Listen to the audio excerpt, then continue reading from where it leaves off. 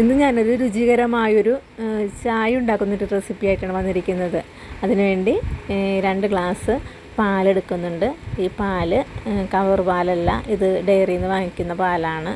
ഇത് 2 ഗ്ലാസ് പാലിൽ 1/2 ഗ്ലാസ് വെള്ളവും ഒഴിച്ചാണ് ഇത് തയ്യാറാക്കുന്നത്. ഇതിൽ 2 ഏലക്കായ പൊട്ടിച്ചിടുന്നുണ്ട്. ഏലക്കായ പൊട്ടിച്ചിടുമ്പോൾ നമ്മൾ അകത്തെ കുരു മാത്രമാണ് അത് പൊട്ടിച്ചിടുന്നത്.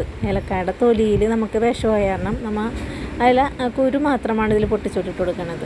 എന്നിട്ട് ഇതിൽ 2 സ്പൂണ് പഞ്ചസാരയും ഇട്ട് കൊടുക്കുന്നുണ്ട്. 2 സ്പൂൺ പഞ്ചസാര ഇട്ടൊക്കെ കൊടുത്തിട്ട് ഇത് ചായ നല്ലോണം തിളക്കുമ്പോൾ ഇതിലോട്ടൊരു 3.5 സ്പൂൺ ചായപ്പൊടിയും ഇട്ട് കൊടുക്കുന്നുണ്ട്. ചായപ്പൊടി നല്ലൊരു ചായപ്പൊടിയാണ് ഇട്ട് കൊടുക്കുന്നത്. എന്നിട്ട് അത് നല്ലോണം തിളച്ച് കഴിയുമ്പോൾ നമ്മളൊരു വേറൊരു പാത്രത്തിലോട്ട് ഒരു 5 രൂപ ഒരു 1/4 ഭാഗം, ആ കവറിൽ 1/4 ഭാഗം ബൂസ്റ്റ് നമ്മൾ കപ്പിലോട്ട് ഇട്ട് കൊടുത്തിട്ട് ഈ ചായ ഇങ്ങോട്ട് അരിക്കാണ്ട് ഇങ്ങോട്ട് ഒഴിച്ചു കൊടുക്കണം. എന്നിട്ട് ഒരു 2 പ്രാവശ്യം അങ്ങാടും ഇങ്ങാടും ഞാൻ മറിച്ച് കൊടുക്കുന്നുണ്ട്. എന്നിട്ട് വേണം ഇത് അരിച്ചെടുക്കാനായിട്ട്.